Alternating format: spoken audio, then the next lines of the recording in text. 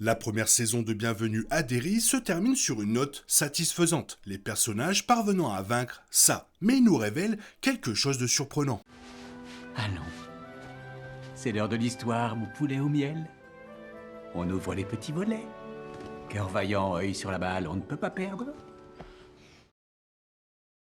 Le chapitre 1 apporte de nombreux éléments nouveaux à l'histoire de ça, notamment le fait que son apparence de clown était autrefois celle d'un homme réel nommé Bob Gray. Un bref aperçu du passé de Gray explique pourquoi cette entité monstrueuse et ancestrale a choisi Gripsou comme forme principale et pourquoi elle est confinée à Derry. L'épisode final de la saison met en scène une confrontation avec Will, Ronnie, Lily et Marge aidés par l'esprit de Rich, utilisant la dague pour remplacer le pilier détruit, piégeant ainsi ça une fois de plus. L'épisode conclut également l'étrange tentative des militaires pour le libérer, le général Shaw trouvant une fin atroce, tué par ça. De plus, l'épisode 8 approfondit l'univers de ça et apporte des réponses à certaines questions restées en suspens.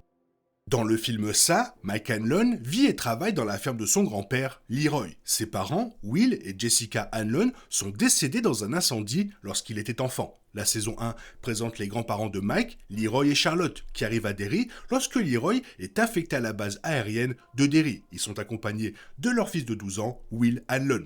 La famille Hanlon joue un rôle crucial pour forcer ça à retourner dans sa cage. Will et ses amis remplacent le pilier par la dague, et Leroy le ralentit avec un fusil. Charlotte, quant à elle, sauve la vie de Hank, accusé pour les meurtres de Teddy, Phil et Suzy, que ça avait tué dans le premier épisode. On peut alors se demander pourquoi la famille est restée après avoir vu le côté sombre de Derry, notamment la dissimulation raciste de l'incendie du Black Spot et la certitude que ça reviendra dans 27 ans. Vers la fin de l'épisode, Rose annonce à Leroy et Charlotte qu'elle vend sa maison et sa ferme après la mort de Daniel. Elle espère qu'ils envisageront de rester car la ville et la tribu auraient besoin d'aide pour contenir le monstre. Au départ, ils refusent, mais Charlotte, combative comme toujours, change d'avis. Leroy ayant quitté l'armée de l'air et utilisant une canne, il semble que la famille Hanlon ait trouvé une nouvelle vocation. Plus tard, Mike Hanlon devient le gardien officieux des archives de Derry, menant des recherches et documentant la riche histoire de la ville. L'engagement de sa famille dans la préservation du patrimoine de Derry se poursuit sans aucun doute avec lui. L'un des personnages les plus fascinants de la saison 1 est Ingrid Kirsch. Elle est la fille de Bob Gray, l'homme qui incarnait Gripsou le clown dansant dans la fête foraine de 1908. Voyant l'attrait du numéro de clown de Gripsou pour les enfants, l'entité l'attira dans les bois, le tua puis prit son apparence. Après le départ de la fête foraine, Ingrid resta à Derry et travailla comme gouvernante à Juniper Hill. Elle y rencontra Lily Benbridge, une jeune fille de 12 ans, à qui elle finit par révéler l'identité de son père, qu'elle pensait qu'il était toujours prisonnier du monstre et que son amour pouvait le libérer. Lorsque ça annonce son retour en hibernation dans l'épisode 7, Ingrid comprend qu'il ne s'agit pas de son père, car il ne l'abandonnerait plus jamais. À la fin de l'épisode 8, on la voit internée à Juniper Hill à la suite d'une crise de démence. L'histoire fait un bond jusqu'en 1988, année où commence le premier film. Madame Kirsch, une femme âgée, est dans sa chambre en train de peindre la main de Gripsou dans la sienne lorsqu'elle entend des cris dans le couloir. Elle arpente le couloir et découvre Elfrida March pendue dans sa chambre. La fille de Elfrida, Beverly March, 12 ans, pleure en serrant dans ses bras son père, Alvin March, dévasté par le chagrin, qui la repousse violemment du coude. Plus tard, il accusera sa fille de la mort de sa femme. Sous le regard de Ingrid, Beverly se tourne vers la femme qui lui dit « Oh ma pauvre, ne sois pas triste, tu sais ce qu'on dit de Derry. Ici, personne ne meurt vraiment. » L'épisode se termine sur un sourire inquiétant de Ingrid. C'est la même phrase qu'elle adresse à Lily dans l'épisode 6. Puis à Beverly March, adulte, dans sa chapitre 2. Ingrid ayant plus de 80 ans en 1988 et la suite se déroulant en 2016, elle est décédée après la rencontre de Beverly. Il est donc logique que Gripsou ait pris l'apparence d'une femme âgée qui l'a terrorisée à un moment si vulnérable de sa vie. Madame Kirsch serait la personne idéale pour accueillir Beverly dans son appartement. Bien que certains souvenirs lui soient revenus à son retour à Derry, rien ne permet de penser que Beverly se souvenait de ce moment à Juniper Hill. Après tout, il est fort improbable qu'elle soit entrée dans l'appartement si elle l'avait reconnu.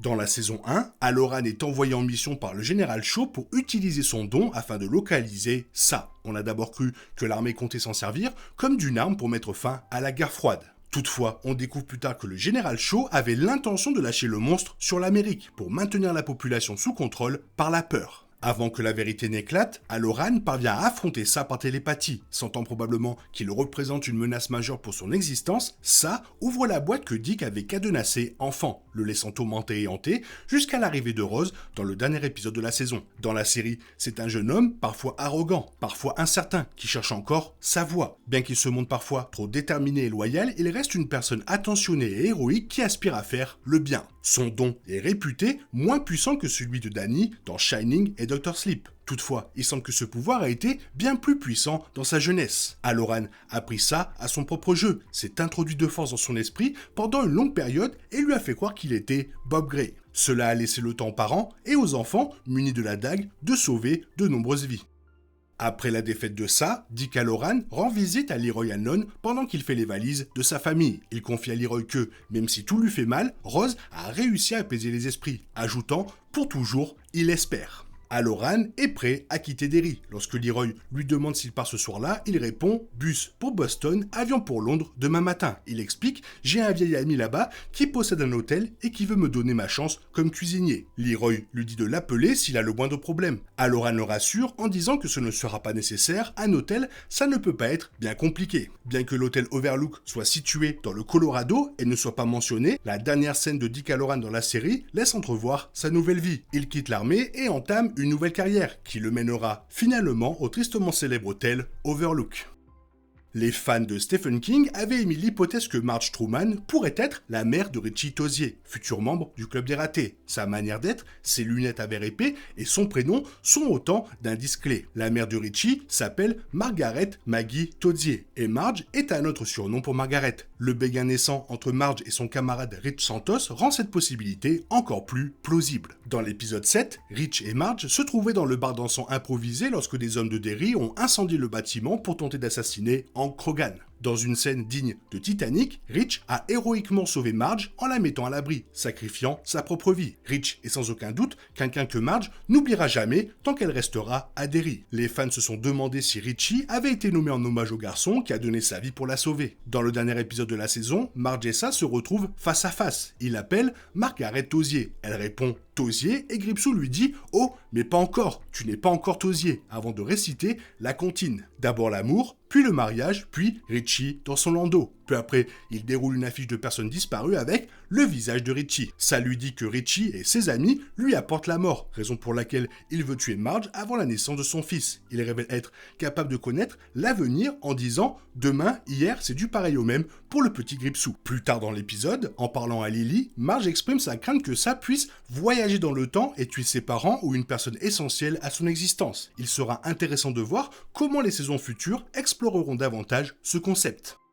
Puisque ça a été tué en 2016, son existence n'est plus possible au-delà de cette année. Toutefois, sa perception du temps lui permet d'exister à travers toutes les époques antérieures. Pour atteindre l'immortalité dans un futur postérieur à 2016, ça devra remonter encore plus loin dans le temps et tuer les ancêtres de Marge et Richie Tozier, les empêchant ainsi de naître. Si ce rebondissement ajoute une dimension fascinante au voyage dans le temps, il soulève également de nombreux paradoxes et incohérences temporelles. Par exemple, si ça parvenait à effacer les ancêtres des ratés de l'existence, les événements qui ont conduit à sa défaite en 2016 ne se produiraient jamais. Si ces événements n'ont jamais eu lieu, pourquoi chercherait-il à modifier la chronologie? Il sera intéressant de voir si les prochains épisodes de la série apporteront des réponses à ces questions. De plus, cela crée un effondrement. Si ça peut déjà percevoir et exister simultanément dans toutes les lignes temporelles antérieures à 2016, alors toute tentative de modifier le passé devrait déjà se refléter dans la ligne temporelle qu'il perçoit. Autrement dit, s'il a réussi à altérer l'histoire pour assurer sa survie au-delà de 2016, la version de la réalité où il meurt dans sa chapitre 2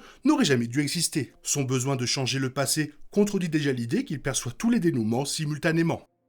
Alors, comment tuer ça? Le moyen le plus évident de tuer ça serait de l'éliminer à sa source, lorsqu'il s'écrase sur Terre depuis la météorite. Or, cela est impossible, car l'humanité n'existait même pas lorsqu'il a atterri pour la première fois sur notre planète. Chaque génération précédente, jusqu'aux premiers humains qui l'ont rencontré, doit combattre et éliminer ça pour l'empêcher de modifier le cours du temps. Si la série ose explorer plus en profondeur le domaine de la science-fiction conceptuelle, il pourrait introduire l'idée de piéger ça dans une forme d'isolement temporel où il ne peut plus percevoir ni modifier le temps. Ou, comme on le voit dans le final de la saison 1, quelqu'un doté du don, tel que Dick Hallorann, peut s'immiscer dans son esprit et lui faire croire qu'il n'est pas un être cosmique. Cela le forcerait à exister comme un humain et à percevoir le temps de manière linéaire, le privant ainsi de sa capacité à exister à travers toutes les lignes temporelles. Alors que la première saison se concentrait sur le cycle de chasse de Ça en 1962, les saisons suivantes devraient couvrir ceux de 1935 et 1908. Cette saison a présenté des éléments des 2 années, avec la présence de Madame Kirsch dans les 3 chronologies. Chaque saison devrait se terminer par un événement majeur marquant la fin du cycle de chasse de Ça, que la tribu appelle l'augure. L'augure de la saison 1 est l'incendie du Black Spot. La saison 2 devrait être consacrée au massacre du gang Bradley en 1935, tandis que la saison 3 mettra en scène l'explosion de Kitchener Iron Works. Ces événements sont évoqués dans le générique d'ouverture de la série. Toutefois, bien que les créateurs de la série envisagent la série comme une trilogie, aucun renouvellement officiel n'a encore été annoncé. De nombreux projets, y compris l'avenir de la série, sont désormais plus incertains en raison du projet d'acquisition de la Warner Bros. Par Netflix ou Paramount. Les fans peuvent néanmoins espérer des nouvelles prochainement après ce final et surtout après la saison 1 qui a été un succès sur HBO. Tout cela promet une saison 2 et une saison 3 incroyables, avec forcément des liens avec le club des ratés des films. Toi, qu'est-ce que tu en penses? Qu'est-ce que tu aimerais voir? Fais-le moi savoir dans la zone commentaire. Et sinon, comme d'habitude, bisous bisous, bye bye. Il est impossible de compter sur les autres de nos jours. On est obligé de tout faire soi-même. Je me trompe? Rien de grave. J'avais tout prévu. Où va le monde? Je vous le demande.